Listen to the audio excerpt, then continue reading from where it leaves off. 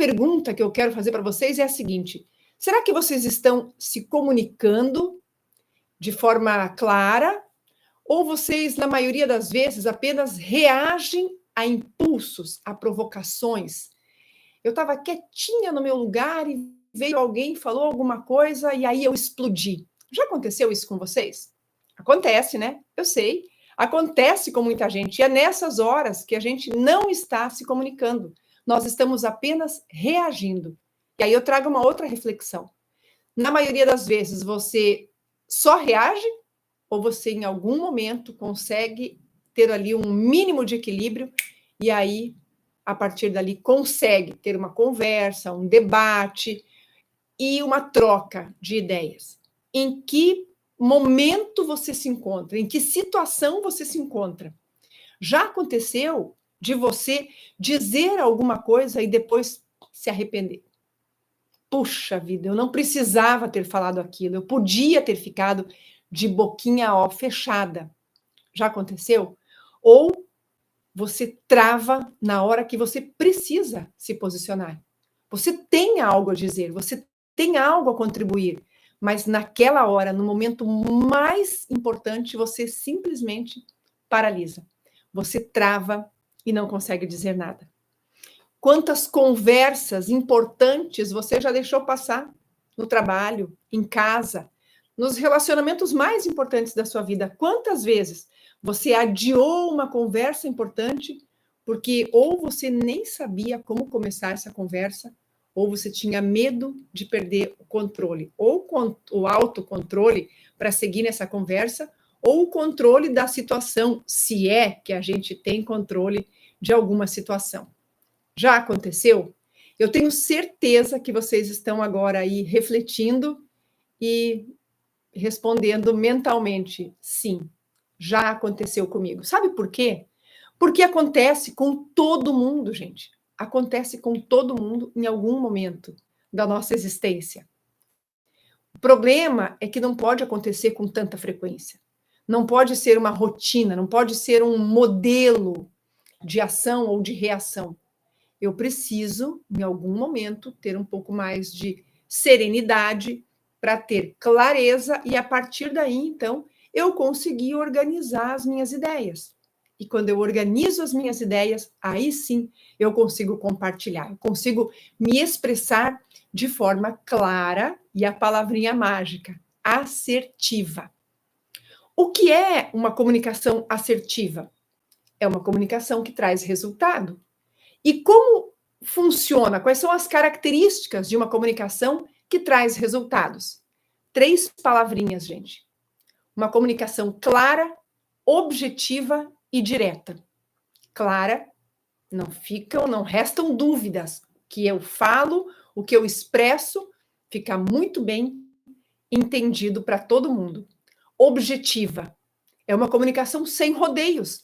Eu não fico dando voltas, tentando encontrar argumentos, subterfúgios para expressar um pensamento, apresentar um problema, tratar de uma situação, debater uma ideia.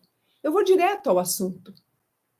E aí, a comunicação direta, né? Eu falo diretamente com a pessoa interessada no assunto. Eu não vou ficar mandando recado. Eu não vou usar um intermediador. Eu não vou fazer um comentário com uma determinada pessoa na esperança que ela leve o assunto para aquela pessoa que precisa receber a mensagem. Isso é uma comunicação imatura, muitas vezes infantil. Então, eu trago esses pontos para que vocês possam refletir, porque muitas vezes é dessa maneira que nós nos relacionamos com as pessoas, com o mundo ao nosso redor e com os problemas que nos cercam. Porque os problemas, gente, os problemas vão sempre estar presentes. A gente não vai se livrar dos problemas. Eles vão estar presentes. Eu preciso aprender a lidar com eles, a administrar esses problemas, correto?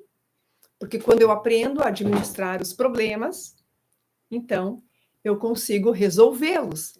Se eu consigo conversar, falar sobre o que acontece, eu consigo resolver esses problemas.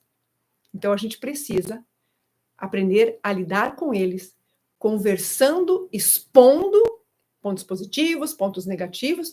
E aí eu já penso na comunicação estratégica. Em que momentos eu uso uma comunicação estratégica? Sempre que eu tenho que resolver uma questão, sempre que eu preciso de um resultado objetivo.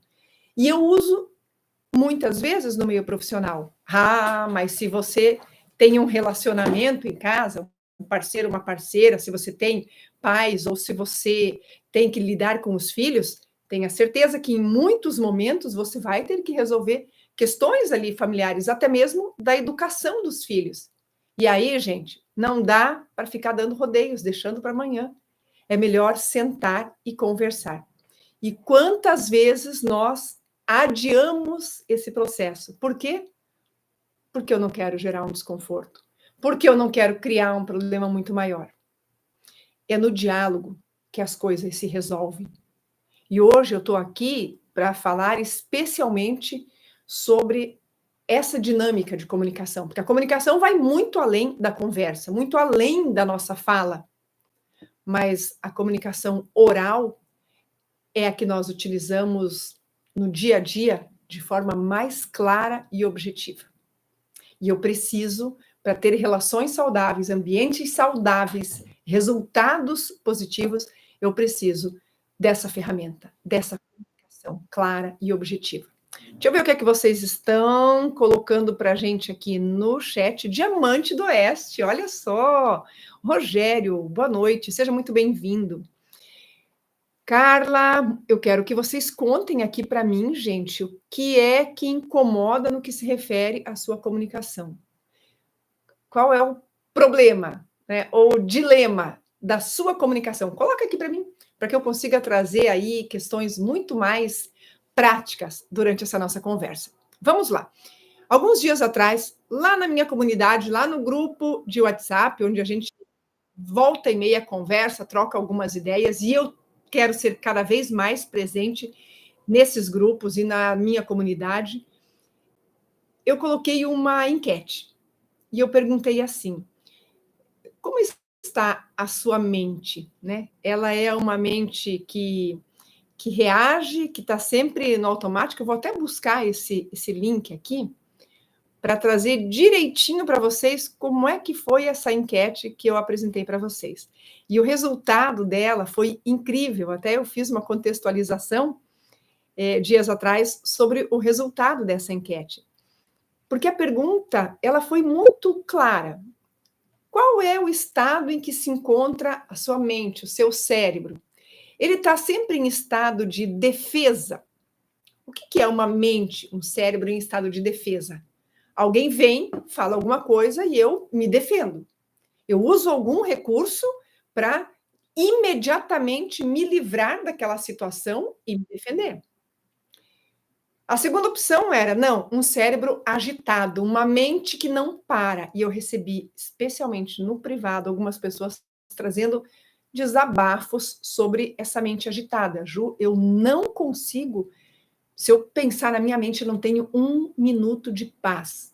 Eu estou sempre pensando em problemas.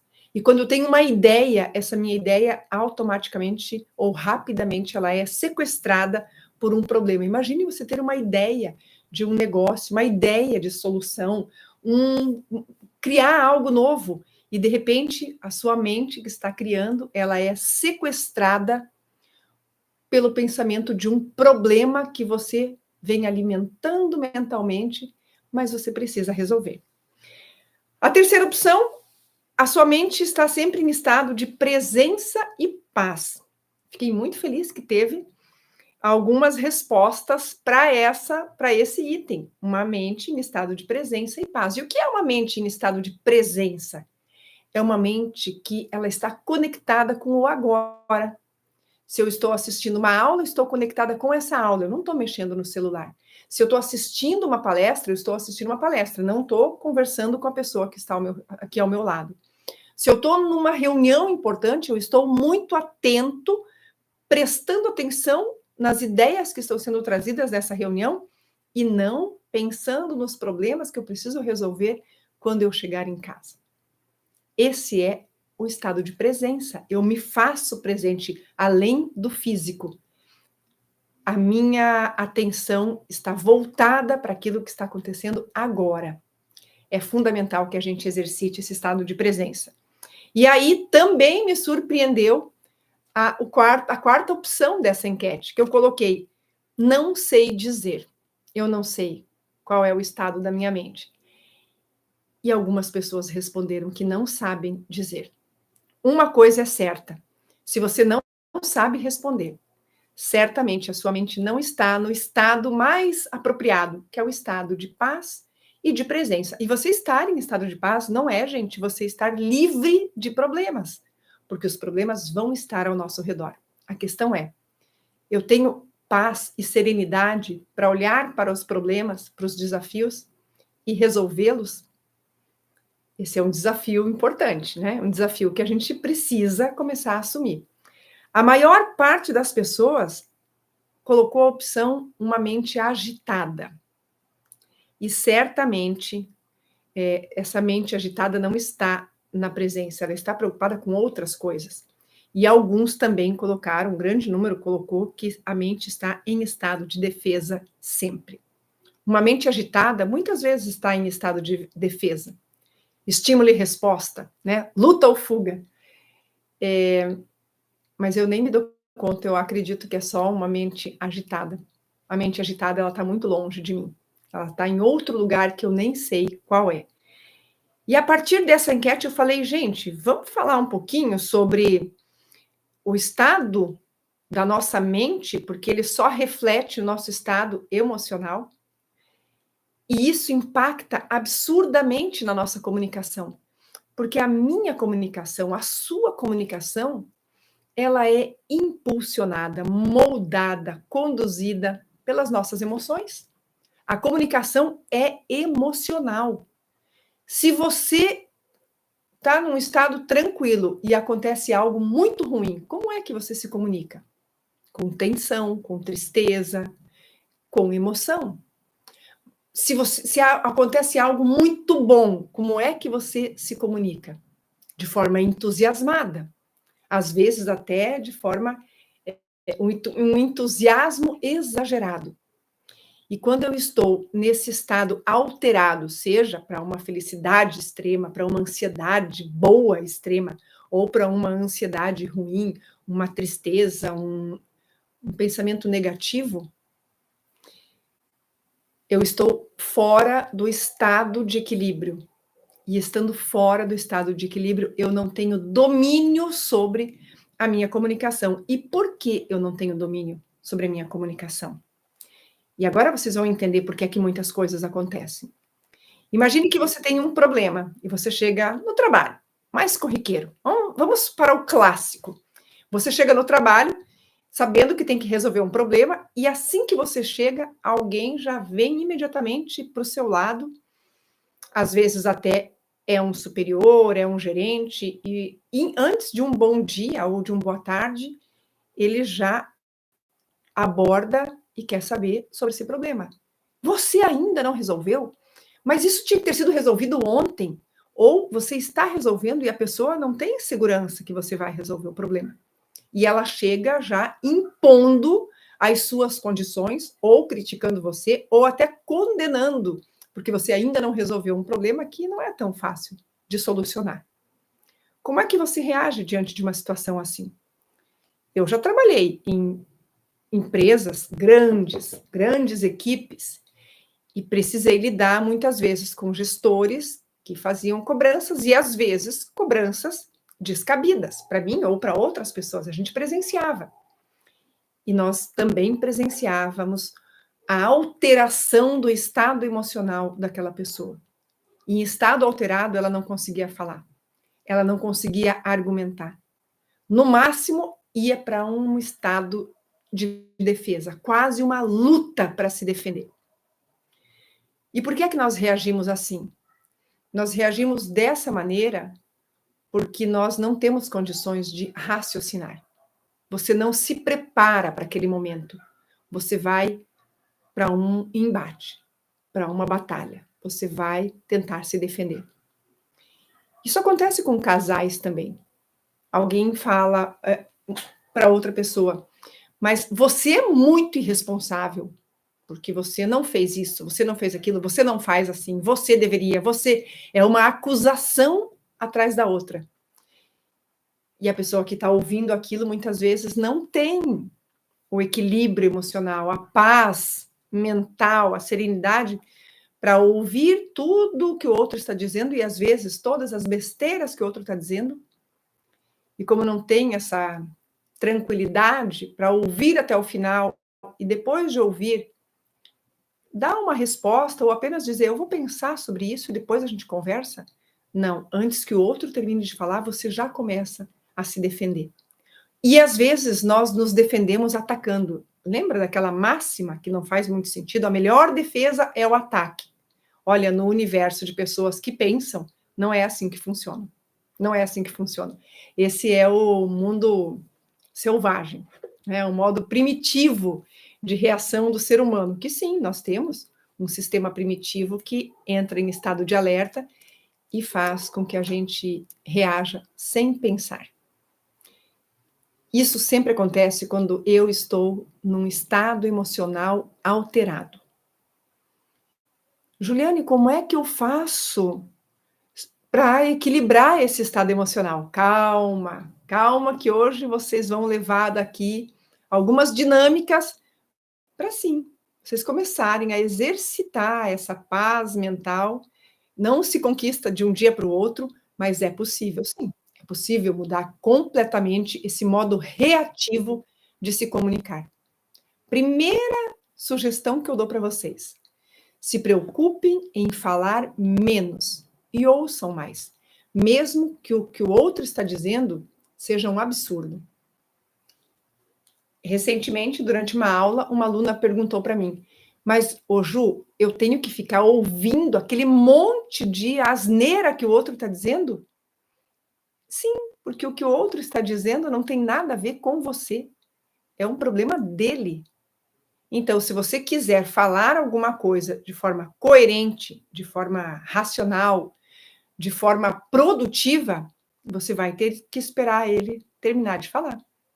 E quando ele terminar de falar, aí você, ok, respira e você coloca os seus argumentos.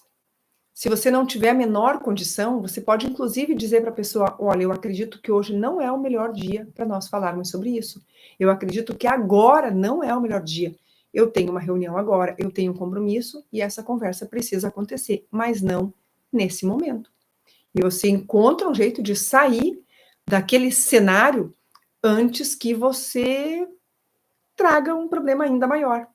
Porque se você não está em condições de entrar nessa conversa que vai exigir um pouco de resistência, é melhor que você se retire. Não para fugir do problema, mas para que você possa respirar um pouco mais, amadurecer as suas ideias e trazer argumentos um pouco melhor elaborados. Com um estado emocional exacerbado, eu não consigo elaborar os pensamentos. E isso é muito claro, é muito fácil entender por que isso acontece. Porque quando o sistema que processa as nossas emoções no nosso cérebro, quando esse sistema está ativo, que é o sistema límbico,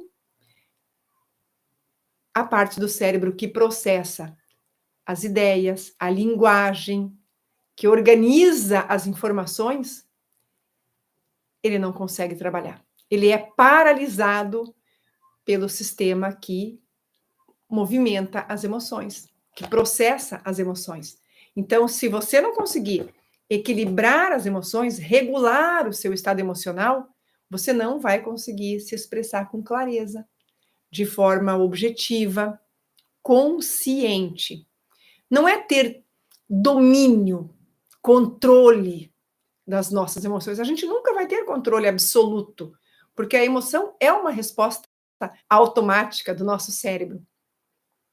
Mas eu preciso ter esse entendimento que, ok, estou num impulso de raiva, estou movida pela ansiedade ou paralisada pela ansiedade, estou numa condição que não me coloca com equilíbrio para organizar um bom argumento. Então, eu preciso, antes de pensar ou de tentar pensar, eu preciso fazer a autorregulação das emoções. Tem um jeito fácil, simples. Nada é fácil. Quando a gente pensa em comunicação, não é fácil, mas é simples. Existe uma técnica muito simples de autorregulação das nossas emoções que pode ajudar muito no dia a dia na sua comunicação. Você vai evitar muitos conflitos se você colocar essa técnica em prática, e eu quero ensinar para vocês hoje. Rodrigo, seja muito bem-vindo. Rodrigo, Carla, muito bom tê-los aqui, viu? Então, gente, eu preciso entender que o elo, né, entre que existe o elo entre a emoção e a comunicação. Eles são muito próximos. E quando eu entendo isso, eu começo a fazer uma grande mudança na minha vida, na minha comunicação. Saiba que antes de você dominar a fala, né, de ter domínio sobre a fala, é preciso dominar esse estado interno. Toda comunicação carrega, preste atenção nisso, toda comunicação carrega, antes das palavras, o nosso estado emocional. Entenderam isso? Muito bem. As emoções ativam sistemas cerebrais, as emoções ativam sistemas cerebrais que afetam o tom da nossa voz, o ritmo da nossa fala, afetam as expressões faciais, afetam todo o nosso corpo, o ritmo da fala, o tom da voz, as pausas, a escolha das palavras. Eu estou com raiva, eu não vou escolher as palavras mais adequadas. Na raiva, eu vou escolher as piores. Então, a gente precisa fugir dessa situação. Uma mente agitada, movida a emoções descontroladas, ela sempre vai falar com pressa. Ela sempre vai descarregar, primeiro colocar um corpo inteiro em estado de alerta e depois descarregar tudo aquilo que está sendo muito pesado. Carregar. E eu descarrego como? Como se fosse um lixo. Eu jogo palavras ao vento, mas com toda a força. Se eu tiver com muita raiva, as palavras vêm com raiva. Se eu tiver com muito medo, as palavras que eu utilizo são palavras que revelam o medo, mas o meu corpo inteirinho já está respondendo, já está comunicando o medo, a ansiedade, a angústia, a raiva, o estresse. Por outro lado, se eu me mantenho num estado um pouco mais equilibrado, o meu corpo também vai apresentar uma condição mais favorável, um corpo mais posicionado numa condição mais segura. Isso transmite segurança para quem está te ouvindo, para quem está observando você. A serenidade no olhar, nos movimentos de cabeça, nos movimentos das mãos, nos movimentos do corpo, porque se você está tranquilo, você não vai fazer movimentos bruscos e quem está te ouvindo não vai se sentir intimidado, ameaçado. Gente, a comunicação, eu sempre falo, a comunicação é uma magia, o nosso corpo inteirinho fala sobre o que nós estamos sentindo. Então, não adianta eu querer encontrar palavras bonitas se o meu corpo está falando outra coisa, né? Tem um livro que fala, O Corpo Fala. É um livro muito antigo, tem várias questões ali que já foram melhor explicadas ou que já foram atualizadas, mas o livro, ele é muito claro, ele mostra muito o quanto a gente precisa aprender a observar o nosso corpo, observar os movimentos do dia a dia que a gente faz, para entender o que é que nós estamos fazendo com a nossa vida.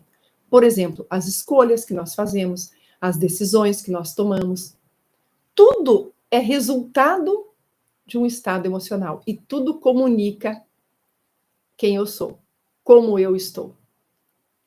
Tudo fala sobre nós.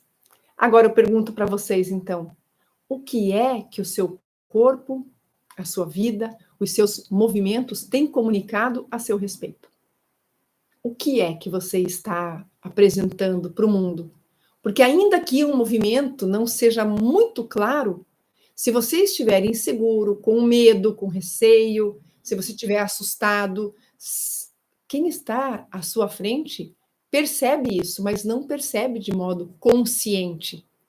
É inconsciente a percepção. E aí, se você está querendo apresentar uma ideia, defender uma ideia, as pessoas que estão ao seu redor simplesmente não compram essa ideia. Se é um produto que você está vendendo, as pessoas simplesmente não compram o seu produto. Por alguma razão, elas não sentem segurança no que você fala, no que você transmite. Agora, imagine se você é um professor e está em sala de aula lidando com alunos e não tem o equilíbrio para compartilhar com os alunos ou para orientar aqueles alunos. Não sei vocês, mas eu já vi muito professor gritando com criança em sala de aula. Mais destemperado que as próprias crianças. Então, a gente precisa pensar nisso. Se você é um líder e você tem insegurança para lidar, administrar a sua equipe, ela pode não ter consciência, mas não sente segurança com você. Não vai comprar as suas ideias. Entende? Não vai ser o motor daquele departamento que você dirige. Se você é um pai, uma mãe, e precisa transmitir segurança, tranquilidade para os filhos, se você não souber se posicionar diante deles, eles também não vão ter segurança com aquilo que você transmite para eles. Eles não vão comprar a sua ideia, o que é mais natural para os filhos. Eles têm que estar muito seguros para acreditar em você, para fazer o que você pede, caminhar pela estrada que você está conduzindo. E a gente consegue tudo isso, gente, por meio de uma comunicação clara, assertiva, objetiva. Então, eu preciso entender como a minha mente funciona, como eu posso fazer com que essa mente esteja mais do meu lado, né? Trabalhe mais ao meu favor, do que deixar que o acaso aconteça. Porque se eu não olhar para isso, eu não mudo o modo como eu me apresento para o mundo. A comunicação é a ferramenta, é a habilidade que nos coloca presentes no mundo, que nos leva para a vida das pessoas, por meio do que nós compartilhamos, das nossas ideias, dos nossos projetos, das nossas atividades, tudo aquilo que nós fazemos. Então, você pode se tornar um herói para um grupo de pessoas ou o grande vilão, se você não passar confiança para as pessoas com as quais você convive. Vamos lá. Boa noite, Ju. Excelente mentora, tive a oportunidade de participar de um dos seus cursos. Amei. Ah, Dani foi minha aluna no Lidere. Muito bem, seja bem-vinda, Dani. É ótimo receber alunos aqui. O Rodrigo está dizendo assim: como mudar a forma de raciocínio lento e acordar para uma zona de conflito e crescimento? Um raciocínio lento e acordado para uma zona de conflito e crescimento. Rodrigo, eu confesso que não entendi muito bem o que você colocou aqui. Se você puder reelaborar, eu vou te ajudar melhor. Mas vou pela primeira parte aqui da colocação dele. Como mudar a forma de raciocínio lento? O raciocínio sempre vai ser mais lento quando a gente não tem domínio sobre aquela situação. Vou trazer um exemplo bem prático. Matemática. Não conheço todas as regras de matemática. É um cálculo novo. Como é que eu vou desenvolver essa equação? Como é que eu vou resolver esse problema? Enquanto eu não domino a técnica, eu vou fazer de forma mais lenta. Quer um outro exemplo? Eu aprendi a dirigir. Fiz autoescola e aprendi a dirigir. Agora eu vou para o trânsito. No começo, você vai dirigindo mais devagar, prestando atenção. Hoje, a maior parte dos carros, os carros são quase sempre automáticos. Mas, algum tempo atrás, era muito comum nós termos os carros com câmbio mecânico, então você tinha que pensar, agora acho que é a hora de pôr na segunda, na terceira marcha, agora eu posso pôr na quarta. Você tinha que pensar. Até que você aprenda a dirigir de forma automática, né, tranquila, sem ter que pensar naquilo, vai um tempo. Mas chega um momento em que você faz tudo tão rápido, você não precisa pensar. A organização das ideias e do nosso pensamento, também a organização da linguagem, do modo como a gente fala, vai ter que passar por um processo de desenvolvimento, de crescimento, até alcançar uma melhor performance, até alcançar o que eu chamo de comunicação exponencial, que é aquela comunicação muito fluida, muito tranquila, muito clara, cheia de recursos, cheia de elementos que auxiliam essa comunicação, fazem com que essa comunicação seja mais ativa e mais produtiva também. Mas até que isso aconteça, eu vou usar um sistema mais lento, a organização do meu pensamento vai ser mais lenta. Para isso, eu preciso, primeiro de tudo, aprender a administrar as emoções. Ah, mas quando meu chefe fala comigo, eu perco completamente o controle. Ouça apenas. Depois que você ouviu, se você não quiser ficar no seu lugar ali, às vezes pertinho do chefe, vá até o banheiro, vá até a copa e faça um exercício de respiração. Respira profundamente, de forma bastante lenta, por 4 ou 5 segundos, inspira, segura o ar lá dentro, mais uns 4 ou 5 segundos, expira, contando até 4 ou 5, segura os pulmões vazios também, por 4 ou 5 segundos, e repete o ciclo. Inspiro, seguro, expiro, seguro. Mas dando 4 segundos para cada um desses movimentos. É a chamada respiração 4x4, uma técnica que vem da yoga e que é fantástica para a autorregulação das emoções. Gente, parece uma bobeira, é só uma respiração. Parece algo muito banal, mas é simples mesmo. E quando eu faço essa respiração cadenciada, inspiro, levando o ar lá para o abdômen, a respiração diafragmática, eu inspiro, encho o abdômen, né? Lá embaixo, o diafragma de ar, seguro, solto, seguro, inspiro novamente, seguro, expiro, seguro. E você vai fazer isso 4 ou 5 vezes, esse ciclo completo. Quando você terminar de fazer esse exercício, primeiro que você vai se dar conta que você não está pensando em nada. Segundo, o seu cérebro ficar um tempo sem os pensamentos agitados, coloca ele quase que num modo zero, assim, num ponto neutro. É como você entrar no quarto bagunçado e tirar tudo lá de dentro. Você deixa o quarto limpinho. É assim que fica a nossa mente depois de um exercício de respiração assim. Mas não é só a minha mente que fica, que eu limpo. Com esse processo, todas as funções automáticas do meu corpo, elas também são potencializadas. Então, a circulação sanguínea, né? Tudo começa a funcionar melhor a partir do momento que eu dou uma oxigenada no meu cérebro. Esse exercício é um exercício que oxigena mais o cérebro. E aí eu consigo pensar melhor, raciocinar melhor.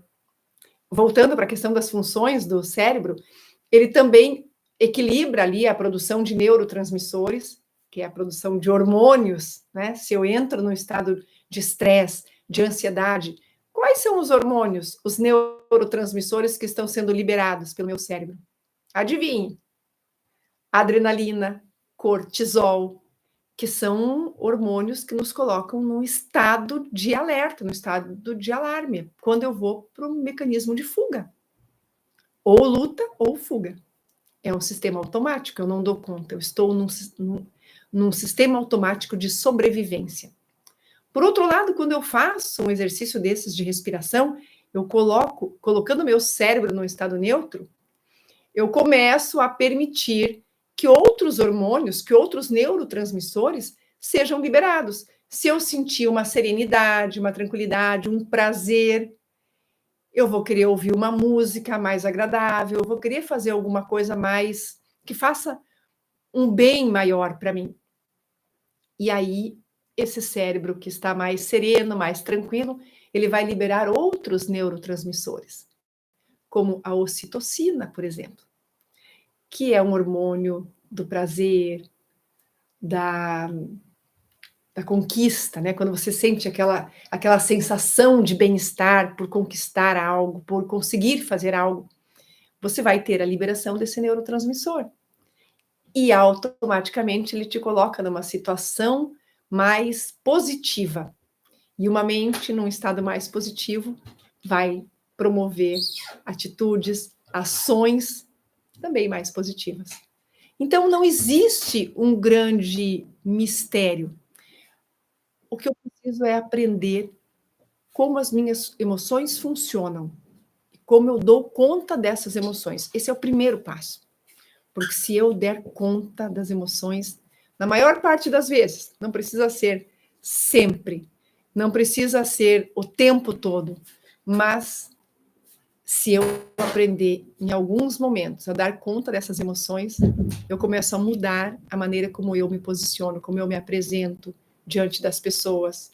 Eu começo a mudar a minha maneira de pensar. E se eu mudar o meu jeito de pensar, eu vou começar a ter outras ideias para compartilhar. Muda a minha fala, muda o meu posicionamento e muda a minha imagem perante as pessoas. Não é mágica, é treino. Se você não sabe por onde começar, comece exercitando a sua respiração. A gente sabe quando a gente está num estado emocional alterado. A gente percebe porque há um desconforto. Então, respire. Faça esse exercício. Mas não espere chegar a um estado emocional alterado para você exercitar. Coloque esse exercício, essa prática no seu dia a dia. Gente, 5 ciclos dessa respiração, inspira, segura, expira, segura, só isso. 5 vezes, não dura 2 minutos. Será que você não tem 2, 4 ou 6 minutos do seu dia para cuidar da sua saúde mental?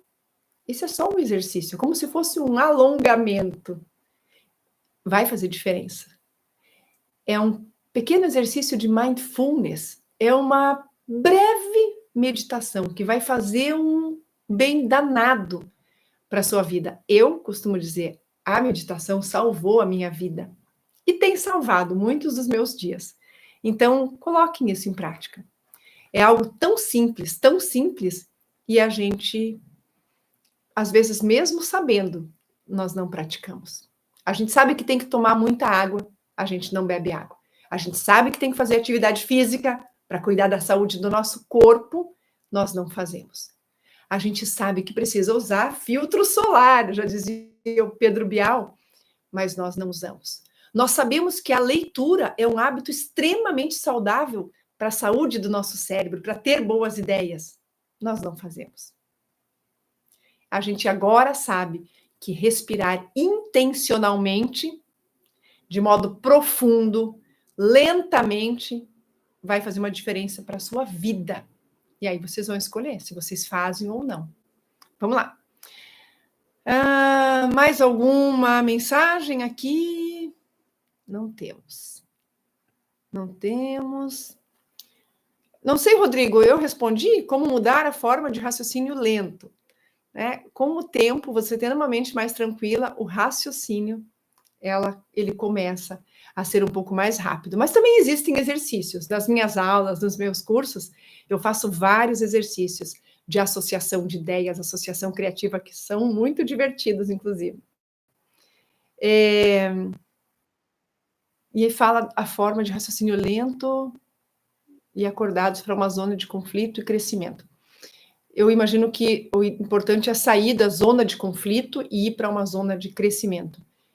Para eu sair de uma zona de conflito, eu preciso colocar em ação as minhas ideias, as melhores possíveis, da melhor maneira, no momento mais adequado. E para que eu consiga fazer isso, eu preciso equilibrar as minhas emoções, regular as emoções, não deixar que elas falem por mim, que elas gritem muitas vezes por mim, que elas cheguem mais rápido do que as minhas ideias. Eu costumo dizer que o nosso cérebro grita quando ele não sabe falar. Se você não aprender a organizar as suas emoções, elas vão gritar, né? O seu cérebro vai gritar, as suas emoções vão gritar antes que você diga uma só palavra. E a gente precisa começar a mudar isso, ok? Vamos lá. O que mais que a gente pode trazer hoje, né, para que vocês levem para casa, a partir desse nosso encontro, algo que vai sim, tenho certeza, vai mudar muitas coisas na vida de vocês. Quem aqui já ouviu falar? Eu acredito que todo mundo, né? Há pelo menos 30 anos a gente ouve falar em inteligência emocional. Eu trabalhei 30 anos dentro de grandes empresas, de grandes organizações, ouvindo muitas vezes gestores falarem em inteligência emocional. E alguns anos atrás, quando eu ainda entendia muito pouco sobre inteligência emocional, eu já olhava para alguns e desconfiava. Eu acho que essa pessoa talvez só conheça isso na teoria, porque no primeiro problema, diante da primeira adversidade, eram pessoas que explodiam, que não sabiam lidar com a situação e rapidamente queriam encontrar outras pessoas para apontar o dedo ou para descarregar a sua revolta. E existem vários pilares, né, ou 5 pilares, mais precisamente, que são fundamentais para que a gente entenda e pratique, exercite a inteligência emocional. O primeiro deles é o autoconhecimento. É eu saber como eu funciono. E olha, gente, preciso dizer para vocês, viu? Nós não somos o melhor modelo, aquele modelo 5.0, 2026. Não somos esse modelo. A gente é um modelo bem primitivo. Então, quando a gente começa a olhar para a gente, né, só nós e nós, a gente começa a perceber o quanto nós somos falhos, quanto nos falta em vários de várias formas, né? Em vários momentos. O que me falta de conhecimento, de experiência, o que me falta de habilidades. Será que eu sei ouvir o outro exatamente? Será que eu sei me posicionar da forma mais adequada?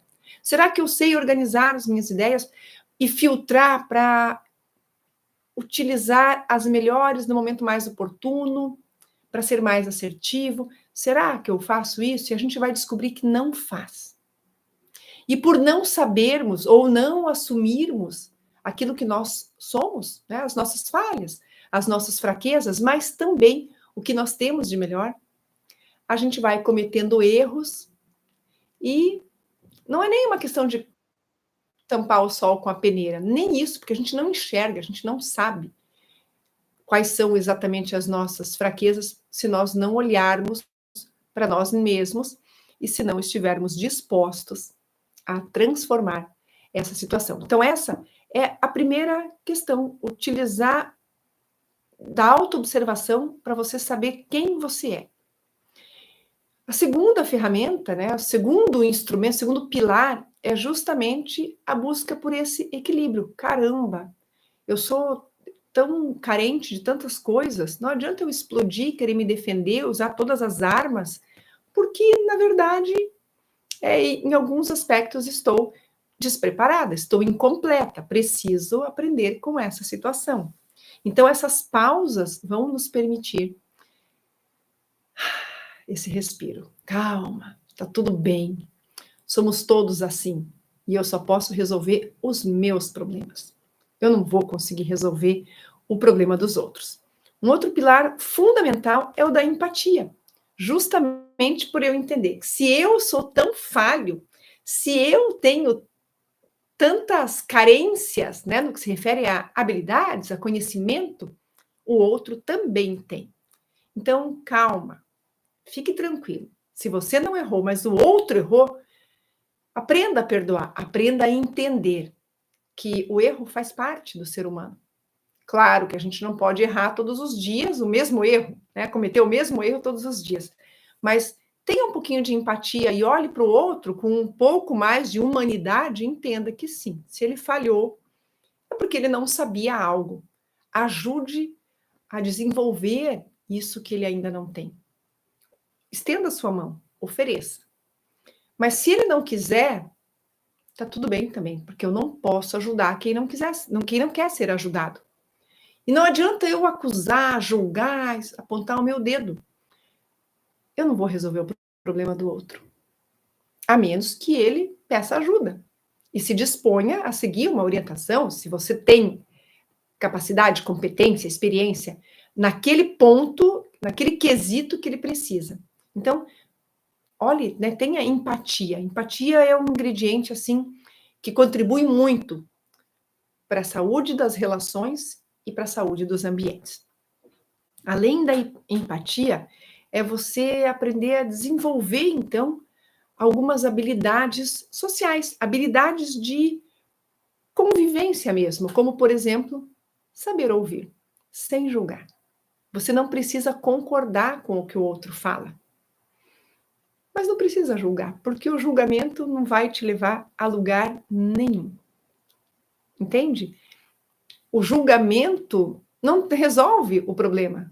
Quando eu tenho uma crise, quando eu tenho um conflito, julgar só me coloca na posição de julgador. Agora, se eu tenho a resposta, eu estou disposto a contribuir, eu tenho essa disponibilidade de contribuir. Olha, gente, eu acredito que eu posso ajudar aqui. De novo, tira o julgamento, perceba um problema, eu tenho uma contribuição. Maravilha. Tá ótimo.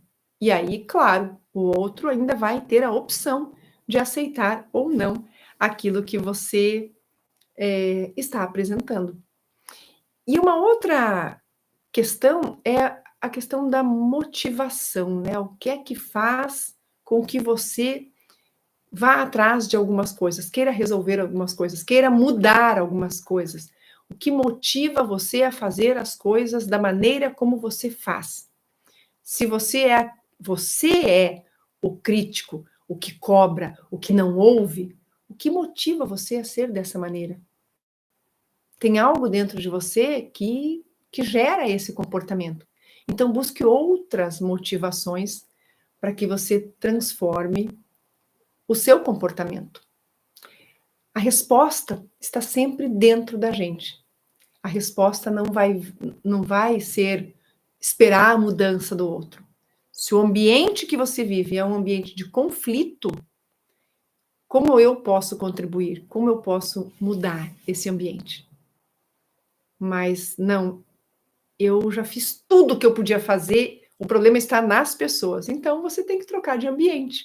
Se você não tem mais o que contribuir para aquele ambiente onde você frequenta, o ambiente que você frequenta, onde você está todos os dias, se você não tem mais o que acrescentar ali, e se o ambiente não é saudável, não é um ambiente de crescimento, então tem que trocar de ambiente, você tem que sair daquele lugar. Porque mudar as pessoas, nós não vamos mudar. Se eu sou uma gestora, se eu sou uma líder de equipe, eu posso oferecer recursos. Posso oferecer treinamento, posso oferecer psicólogo, posso chamar o RH, posso oferecer uma série de instrumentos. Mas se o outro não quiser, ele não vai mudar. A mudança é uma escolha íntima e pessoal. Se ele entender que ele pode mudar, que vai ser melhor, que ele... Maravilha.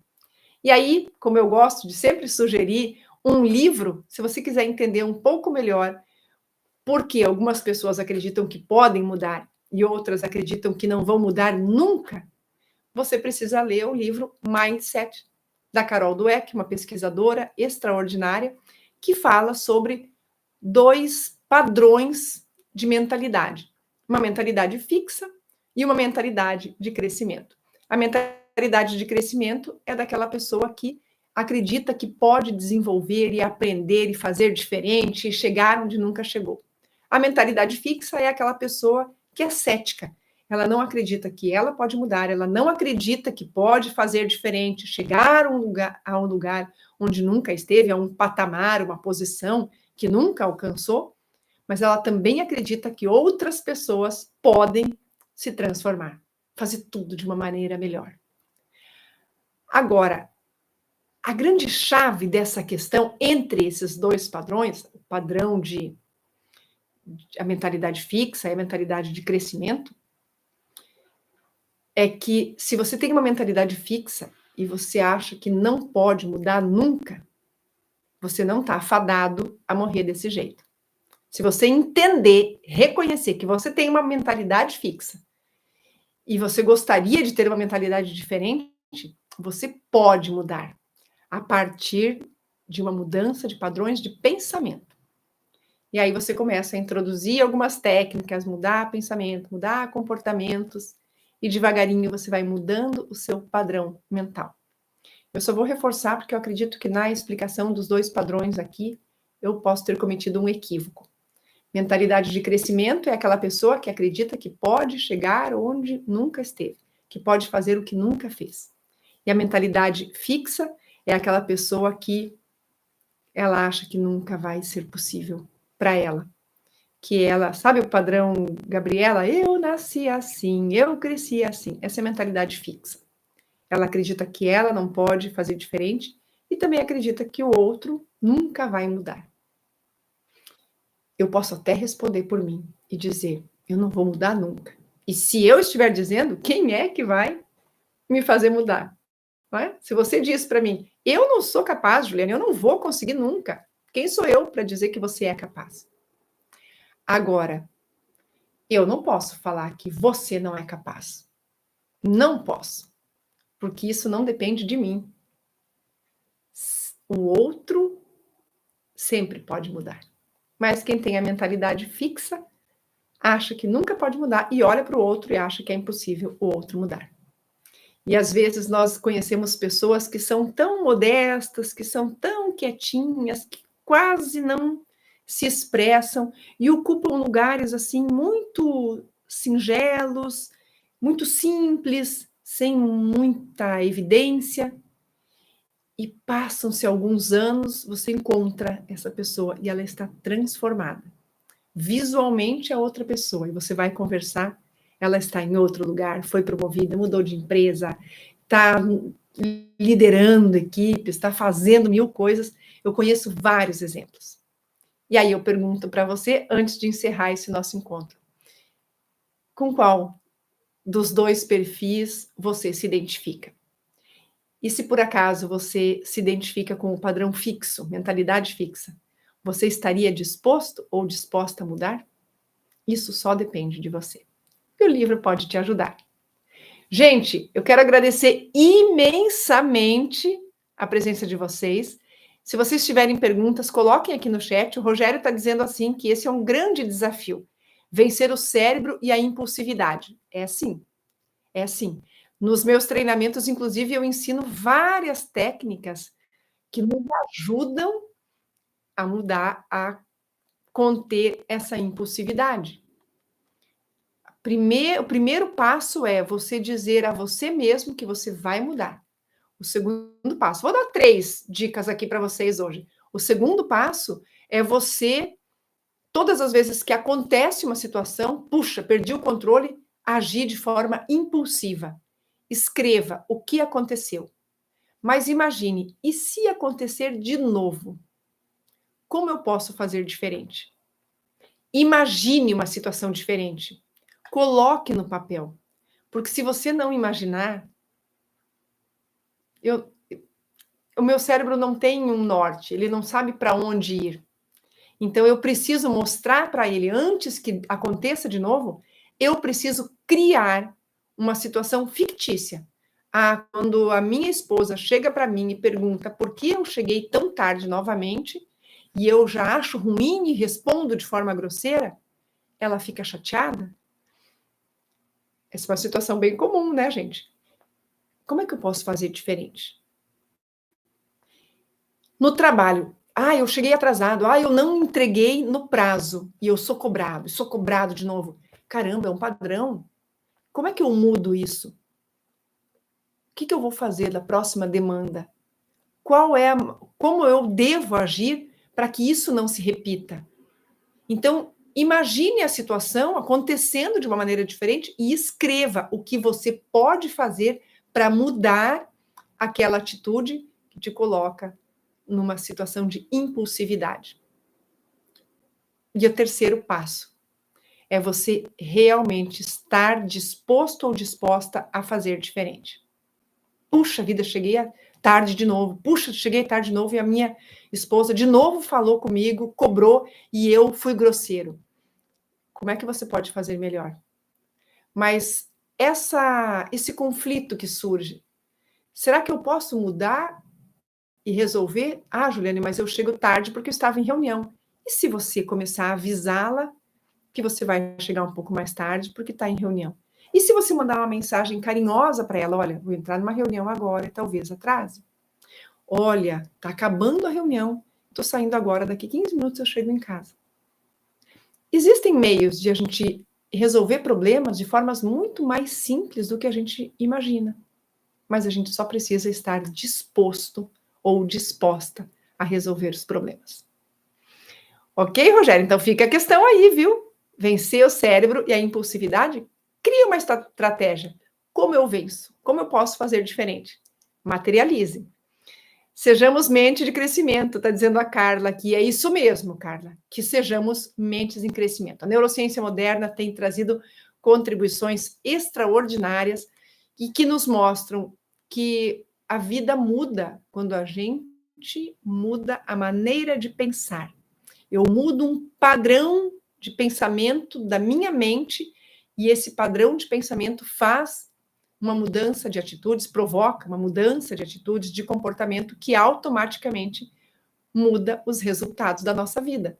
E a comunicação tem tudo a ver com isso, porque eu comunico o que o meu padrão mental determina. Eu sou resposta da minha mente. O que eu penso, o modo como eu penso, faz com que eu me expresse. E se eu mudar a minha maneira de pensar, eu vou me expressar de uma outra maneira. É lindo, né? Eu acho, sou apaixonada por isso. Excelente aula, muita gratidão, técnica de ouro. Dani, continue respirando, coloque a técnica da respiração, a técnica 4x4 em ação, todos vocês. E, gente, eu estou sempre à disposição lá no Instagram, @JulianeGuzzoni, aqui pelo YouTube. Eu peço que vocês compartilhem essas ideias, compartilhem os meus canais, convidem as pessoas para me seguir lá no meu... no grupo lá no meu Instagram, na bio, tem um grupo de WhatsApp, você me segue lá no grupo, que eu sempre estou trazendo informações, convidando para participarem de aulas, palestras, enfim. Gente, é um prazer enorme. Eu espero em breve, né, já ter uma outra aula aqui para falarmos sobre isso e quero ouvir vocês. Que aula vocês querem? Sobre o que nós podemos falar? E a gente vai continuar trocando ideias. Peço desculpas pela questão da mudança de sala hoje, foi um estresse, porque eu realmente não consegui entrar naquela sala que estava programada, então confesso que eu entrei um pouquinho nervosa, até estressada, por quê? Porque surgiu uma adversidade. O que eu não vou é desistir de fazer o que eu havia me proposto. Então, muita respiração, entrei, fui comunicando e a gente vai se acalmando, as coisas acontecem e nós conseguimos dar conta do recado. É um prazer enorme estar com vocês, muito obrigada pela presença e até o nosso próximo encontro. Grande beijo, gente!